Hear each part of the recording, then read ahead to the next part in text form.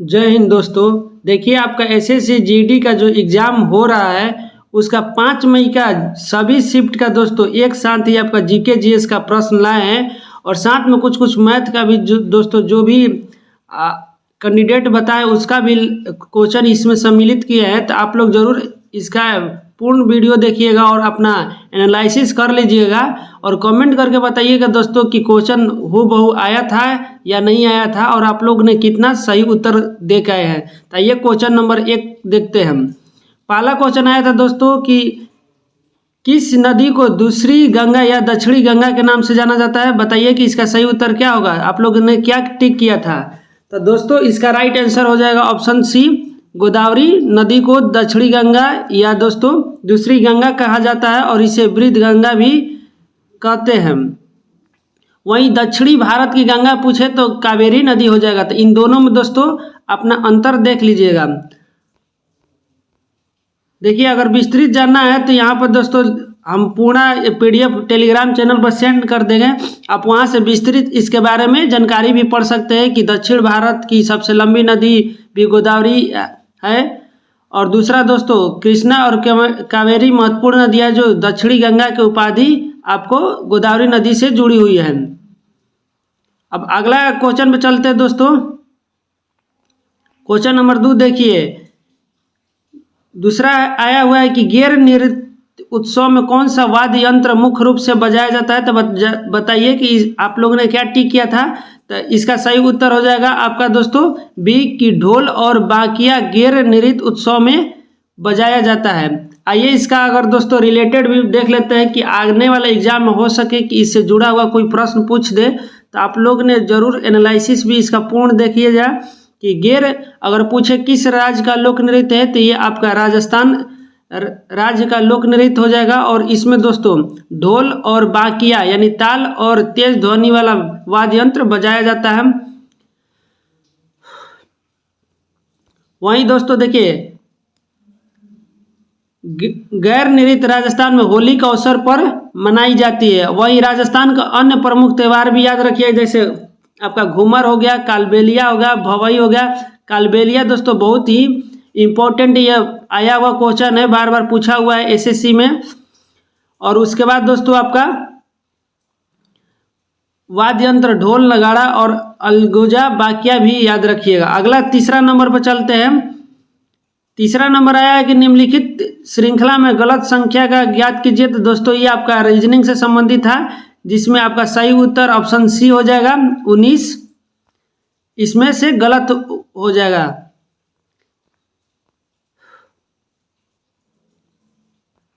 अगला क्वेश्चन पर चलते हैं। आप लोग बना लीजिएगा, ये आपका समानांतर श्रेणी के आधार पर है कि 1 4 9 16 इसे करके बनाया हुआ है। तो मैथ रीजनिंग बना दीजिएगा, हम आंसर बता देते हैं। अगला मैथ आया था कि 12 सेंटीमीटर भुजा वाले एक वर्ग के विकर्ण की लंबाई क्या है। तो आप लोग बना लीजिएगा, इसका सही उत्तर ऑप्शन बी होगा 12√2 सेंटीमीटर। आप लोग वर्ग का विकर्ण का फॉर्मूला से निकाल सकते हैं। अगला क्वेश्चन पर अब चलते हैं। देखिए वर्ग का अगर परिमाप पूछे तो 4/a होता है, क्षेत्रफल a भुजा स्क्वायर होता है, विकर्ण भुजा इंटू √2 होता है। वहीं आयत का विकर्ण पूछे तो √ लंबाई स्क्वायर प्लस चौड़ाई स्क्वायर होता है। पांचवा क्वेश्चन देखिए क्या आया था कि वह व्यक्ति जिसने अपराध होते हुए देखा है पुलिस के भाषा में उसे क्या कहा जाता है। तो दोस्तों उसे आप देखिए यहाँ ऑप्शन दिया हुआ है, उसे साक्षी या गवाह कहा जाता है, यानी इंग्लिश में पूछे तो विटनेस कहा जाता है। और आप लोगों ने नाम सुना होगा, यानी राइट आंसर ऑप्शन बी हो जाएगा। वहीं दोस्तों अगर अभियुक्ति पूछे तो अभियुक्त वह होता है जिस पर अपराध करने का आरोप या मुकदमा हो, यानी उसे अभियुक्त कहा जाता है। वहीं संदिग्ध वह है जिस पर संदेह हो पर दोष सिद्ध होना आवश्यक नहीं हो, उसे संदिग्ध कहा जाता है। और परिवादी वह व्यक्ति है जो शिकायत दर्ज कराता है, वह प्रत्यक्षदर्शी भी हो सकता है और नहीं भी। अगला क्वेश्चन पर चलते हैं दोस्तों।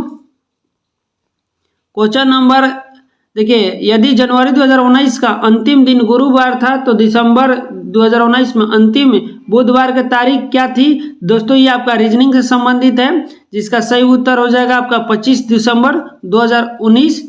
तो आप लोग ने क्या बनाया था, क्या टिक किया है, आप लोग जरूर अपना आंसर बताइएगा कमेंट बॉक्स में। नेक्स्ट क्वेश्चन पर चलते हैं दोस्तों। अगला है कि पुलिस द्वारा रात में घूमने या पहरा देने को क्या कहते हैं। तो पुलिस द्वारा रात में घूमने या पहरा देने को पेट्रोलिंग या पहरा लगाना कहते हैं, इंग्लिश में जिससे पेट्रोलिंग कहते हैं। और आप लोगों ने फिल्मों में सुना होगा, और हिंदी में पूछे तो पहरा लगाना हो जाएगा। ऑप्शन बी इसका सही उत्तर हो जाएगा। वहीं इसका इम्पोर्टेंट तथ्य भी देख लेते हैं दोस्तों। जैसे आपका नाकाबंदी या चेक पोस्ट कहे तो इसका मतलब होता है चेकिंग पेट्रोलिंग, और रेड कहे तो विशेष सूचना और अनुमति प्रक्रिया के साथ होता है। अब अगला क्वेश्चन पर चलते हैं 8 नंबर मैथ से है कि एक नल एक टंकी को 100 मिनट में भर सकता है, तो 80% भाग कितने सेकेंड में भरेगा। आप लोगों ने क्या टिक किया है, यहाँ देखिए सेकंड में उत्तर पूछा गया, तो इसका राइट आंसर ऑप्शन सी हो जाएगा। नेक्स्ट क्वेश्चन पर चलते हैं। अगला क्वेश्चन देखिए पूछा हुआ है कि डूरंड कप 2023 का आयोजन किन शहरों में हुआ है। देखिए दोस्तों, डूरंड कप आपका फुटबॉल से संबंधित है, और इसका आपका ऑप्शन के अनुसार कोलकाता, गुवाहाटी और कोकराझार में हुआ, यानी राइट आंसर ऑप्शन ए हो जाएगा। वहीं दोस्तों देखिए याद रखिएगा कि डूरंड कप फुटबॉल से संबंधित है, और डूरंड कप के साथ दोस्तों संतोष ट्रॉफी पूछे या आईएफ शील्ड भी पूछे तो ये तीनों आपका फुटबॉल से ही संबंधित है। और आईपीएल आप लोग जानते होंगे कि इंडियन प्रीमियर लीग, ये क्रिकेट से संबंधित है जो कि अभी चल रहा है। अगला क्वेश्चन देखिए पूछा था कि किस शहर को भारत का मैनचेस्टर कहा जाता है। दोस्तों भारत का मैनचेस्टर आपका बताइए कि किसे कहा जाता है। तो ये अगर पूरे भारत का पूछे तो अहमदाबाद को कहा जाता है।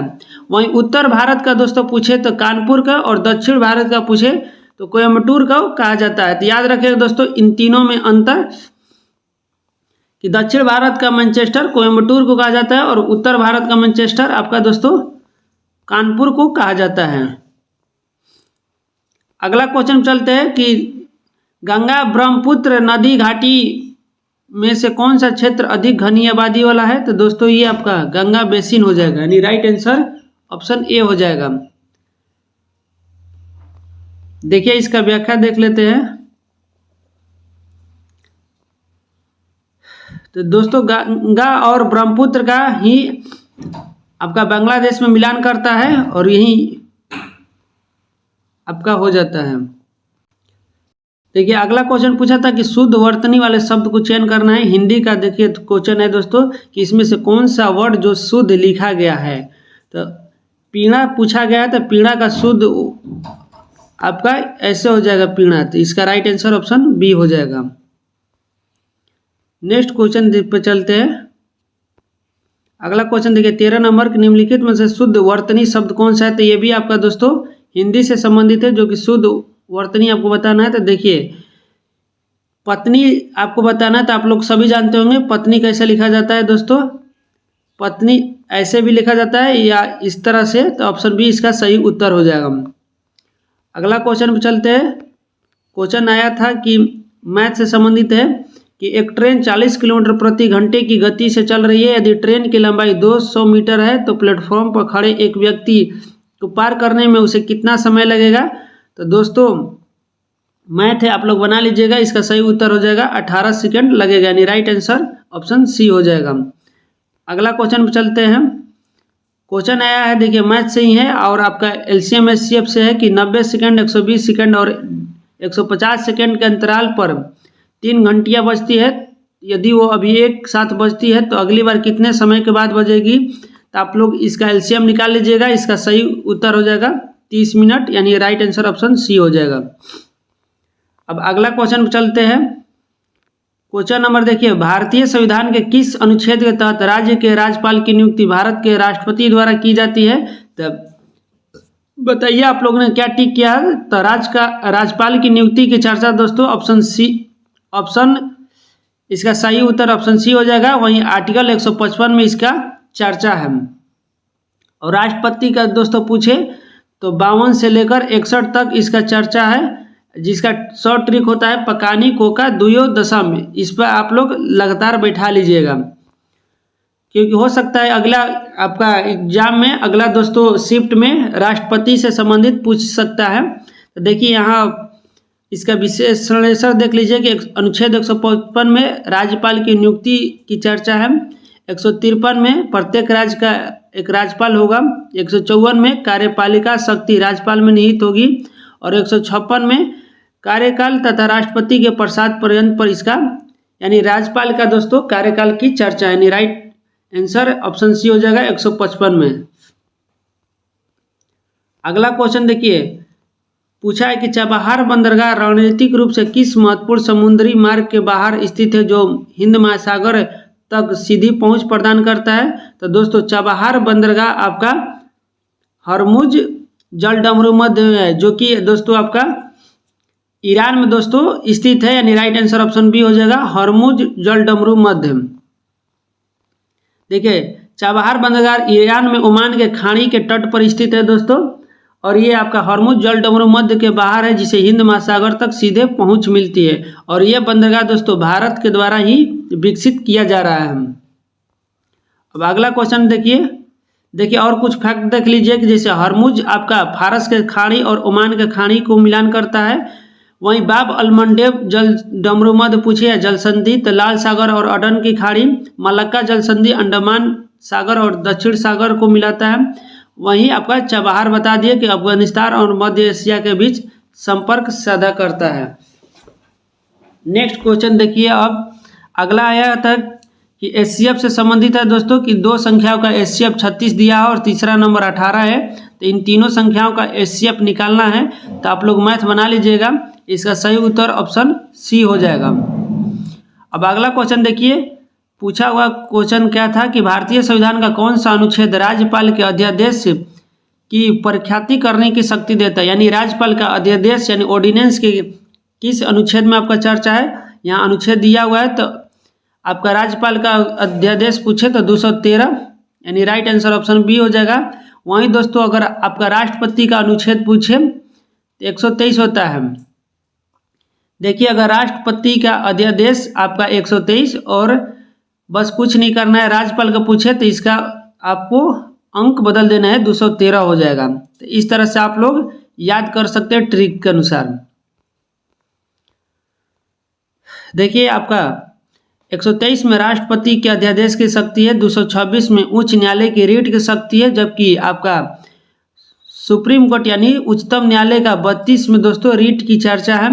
153 में राज्यपाल के पद की चर्चा है दोस्तों, अभी कुछ देर पहले बताए थे। अब अगला क्वेश्चन पे चलते हैं। अगला क्वेश्चन पूछा था कि अपराध स्थल यानी क्राइम सीन पर पाया गया वह व्यक्ति जिस पर अपराध करने का संदेह हो कानूनी भाषा में क्या कहलाता है, बताइए उसे क्या कहते हैं दोस्तों। तो अभी कुछ देर पहले ही बताए थे कि आपका अभियुक्ति यानी एक्यूज्ड किसे कहते हैं, विटनेस किसे कहते हैं, और संदिग्ध यानी सस्पेक्ट किसे कहते हैं, विक्टिम किसे कहते हैं। तो दोस्तों अगर अपराध स्थल पर पाया गया व्यक्ति जिस पर अपराध करने का जहां संदेह का शब्द है वहां पर आपका संदिग्ध हो जाएगा, यानी राइट आंसर ऑप्शन सी हो जाएगा। अभियुक्ति दोस्तों बता चुके हैं कि जिस पर आरोप माने दिया गया हो यानी मुकदमा चल रहा हो उसे एक्यूज्ड या अभियुक्ति कहते हैं, और गवाह जो दोस्तों आंखों देखा हो या साक्ष्य हो उसे गवाह कहते हैं। अब अगला क्वेश्चन पर चलते हैं दोस्तों। क्वेश्चन आया हुआ था मैथ से संबंधित कि संगीत नाटक अकादमी के अनुसार भारतीय वाद्य यंत्रों में कितने प्रमुख वर्गों में विभाजित किया गया है, यानी भारतीय वाद्य यंत्रों को दोस्तों कितने भागों में बांटा गया है। तो इसका सही उत्तर ऑप्शन बी हो जाएगा कि 4 भागों में बांटा गया है। तो आप लोग ने क्या टिक लगाया होगा मिलान कर लीजिएगा। देखिए अगर 4 भाग पूछे तो एक भाग है तत् जिसमें सितार, वीणा और वायलिन। हो सकता है कि अगला शिफ्ट में दोस्तों इसका एग्जाम्पल भी पूछ सकता है, तो आप लोग जरूर देख लीजिए। और दूसरा भाग है सुशीर जिसमें बांसुरी और शहनाई है, और तीसरा भाग है औनद जिसमें तबला, मृदंग और ढोलक है, और चौथा भाग है घन जिसमें मंजीरा, घंटी, करताल है। अब नेक्स्ट क्वेश्चन देखिए कि जैन आगम मूलतः किस भाषा में रचे गए थे जो कि उस समय की आम लोगों की भाषा थी। तो दोस्तों ये आपका जैन आगम अगर पूछे तो ये प्राकृत भाषा में रची गई थी, यानी राइट आंसर ऑप्शन बी हो जाएगा। वहीं दोस्तों बौद्ध धर्म का ज़्यादातर पुस्तकें आपका पाली भाषा में पाई जाएगी। तो इस तरह से आप याद रखिएगा कि अगर जैन धर्म से पूछे तो प्राकृत भाषा और बौद्ध धर्म से पूछे तो पाली भाषा।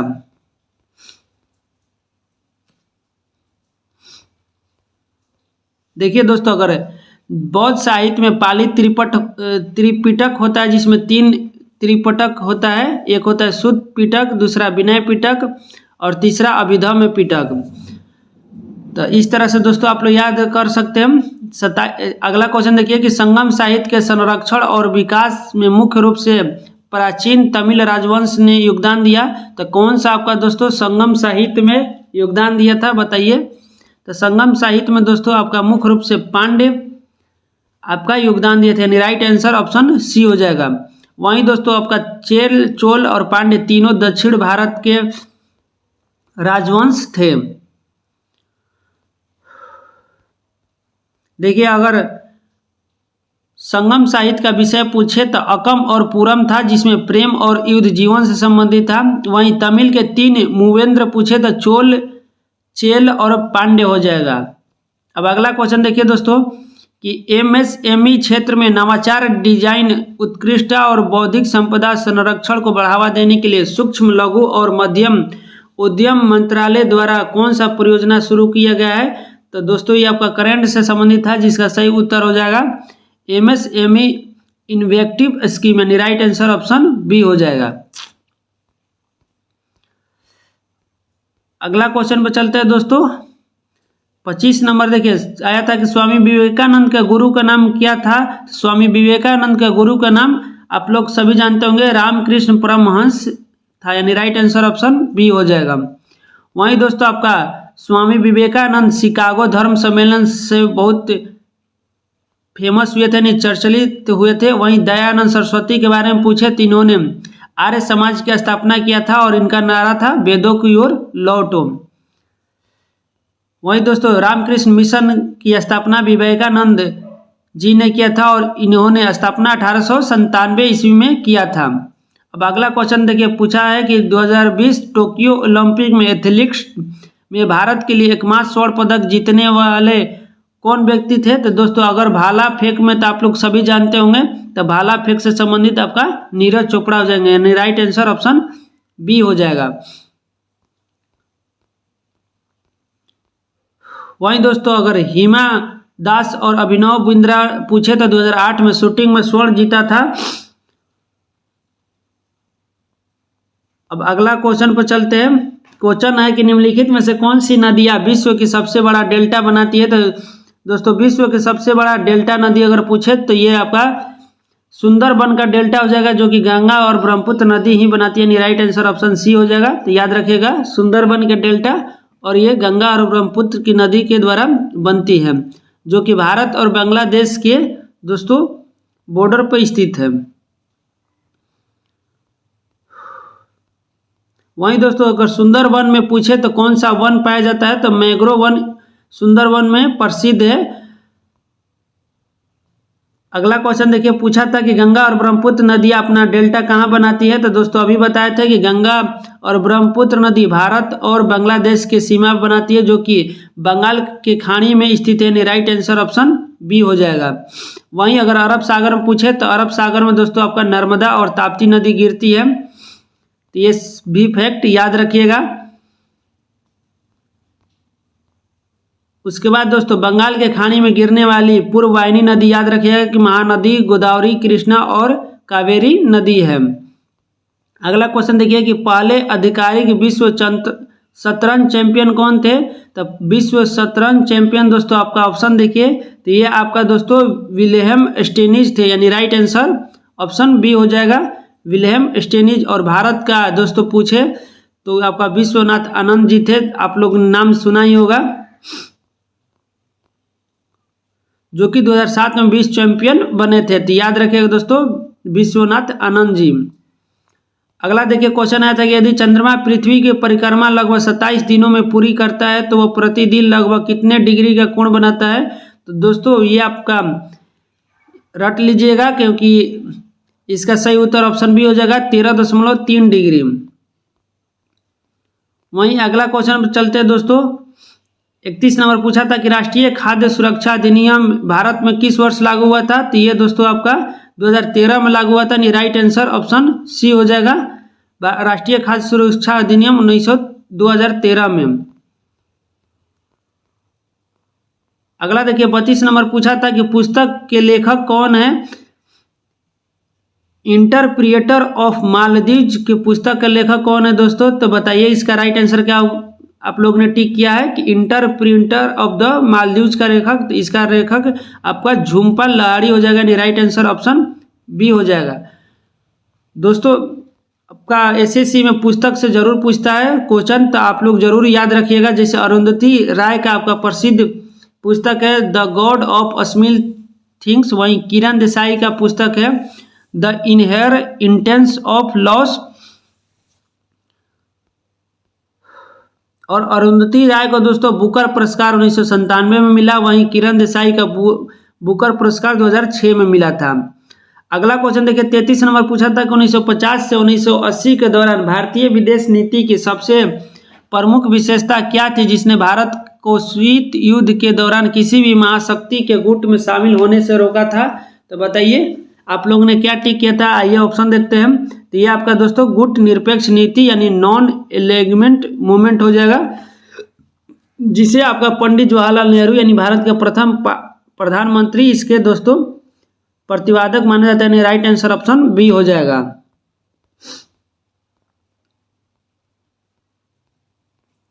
देखिए दोस्तों वहीं NAM यानी नॉन अलाइनमेंट मूवमेंट दोस्तों का उदय 1961 में बेलग्रेड में माना जाता है। और शीत युद्ध यानी कोल्ड वार दोस्तों आपका अमेरिका और रशिया के बीच सीधे युद्ध ना होकर आपका दोस्तों इनडायरेक्ट युद्ध को कोल्ड वार युद्ध कहा जाता है। अगला क्वेश्चन पूछा था कि संगम साहित्य के वाणी दक्षिण भारत के उन 3 प्रमुख वंशों के नाम बताइए जो अपने चरम पर थे। तो दोस्तों ये आपका अभी बता रहे थे कि चेल, चोल और पांड्य। यानी राइट आंसर ऑप्शन बी हो जाएगा। ये आपका उत्कृष्ट वंश थे।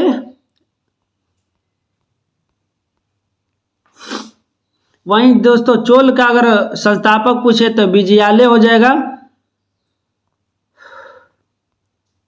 अगला क्वेश्चन देखिए निम्नलिखित में से वर्तनी के दृष्टि से सही शब्द का चयन करना है। तो कौन सा इसमें शुद्ध दोस्तों आपका मस्जिद दिया हुआ है, कौन सा आपका सही वर्तनी है? तो ये आपका ऑप्शन बी इसका सही वर्तनी हो जाएगा। यानी राइट आंसर ऑप्शन बी हो जाएगा कि मस्जिद इस तरह से लिखा जाता है।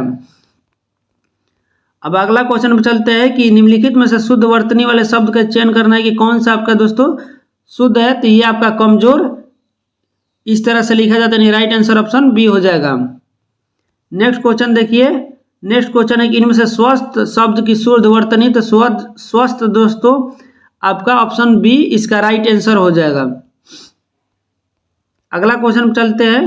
क्वेश्चन 38 देखिए कि 1699 में खालसा पंथ के स्थापना के समय गुरु गोविंद सिंह जी ने पहले 5 सिखों को अमृत छकाकर खालसा बनाया। उन्हें किस नाम से जाना जाता है? तो दोस्तों उन्हें पंज प्यारे के नाम से जाना जाता है। राइट आंसर ऑप्शन बी हो जाएगा पंज प्यारे। वहीं दोस्तों अगर गुरु गोविंद सिंह के बारे में पूछे तो ये आपका सिख धर्म के 10वें और अंतिम गुरु हो जाएंगे, जिनका जन्म आपका पटना में हुआ था। ये भी याद रखिएगा। और इन्होंने खालसा पंथ का स्थापना 1699 ईस्वी में किया था। अगला देखिए कि पश्चिमी घाट को किस अन्य नाम से जाना जाता है? तो विकल्प देखिए दोस्तों। तो पश्चिमी घाट को आपको सह्याद्री के नाम से भी जाना जाता है। नहीं, राइट आंसर ऑप्शन सी हो जाएगा। और पश्चिमी घाट यानी सह्याद्री का दोस्तों सर्वोच्च चोटी पूछे तो आपका अन्नामुड़ी हो जाएगा। वहीं इसमें देखिए दोस्तों प्रमुख दारा पूछे तो पालघाट, भोरघाट इसमें प्रमुख दारा है। अगला क्वेश्चन आया हुआ था कि भारतीय खाद्य निगम की स्थापना किस वर्ष हुआ था? तो भारतीय खाद्य निगम का स्थापना अपना दोस्तों 1965 ईस्वी में होता है। राइट आंसर ऑप्शन सी हो जाएगा। नेक्स्ट क्वेश्चन देखिए 41 नंबर के IMF के अनुसार वित्त वर्ष 2025-26 के लिए भारत की संशोधित अनुमानित जीडीपी वृद्धि दर क्या है? तो दोस्तों 2025-26 के लिए जीडीपी वृद्धि दर 7.3% है, यानी राइट आंसर ऑप्शन सी हो जाएगा। अगला क्वेश्चन पे चलते हैं कि जब एक वस्तु ऊंचाई से स्वतंत्र रूप से गिरता है तो उसकी स्थितिज ऊर्जा और गतिज ऊर्जा में क्या बदलाव होता है? तो दोस्तों ये आपका ऊंचाई से अगर गिरती है तो पोटेंशियल एनर्जी यानी गतिज ऊर्जा दोस्तों घटती है, और के काइनेटिक एनर्जी दोस्तों यानी पोटेंशियल स्थितिज ऊर्जा घटती है और काइनेटिक एनर्जी बढ़ती है, यानी शॉर्ट में यहाँ पी और के दिया है, तो राइट आंसर ऑप्शन बी हो जाएगा। तो दोस्तों इस तरह से आपका देखें कि 5 मई का दोस्तों आपका जितना भी जीडी में प्रश्न पूछा गया था हम कराए, और आप लोग ने बताइएगा कि कितना इसमें से दोस्तों आपका शिफ्ट में आया हुआ प्रश्न है, जरूर आप लोग कमेंट करिएगा। और इसके साथ दोस्तों आपका नेक्स्ट जो एग्ज़ाम होने वाला है 6 तारीख, चाहे अगला जो भी शिफ्ट है उसका सभी दोस्तों हम वीडियो लाएंगे, तो आप लोग ज़रूर चैनल को सब्सक्राइब कर बेल आइकन को ऑन कर लीजिएगा ताकि वीडियो आप तक पहले पहुंचे और आप लोग एनालिसिस कर सकें या अपना उत्तर मिला सके। तो मिलते हैं नेक्स्ट वीडियो में, तब तक के लिए जय हिंद।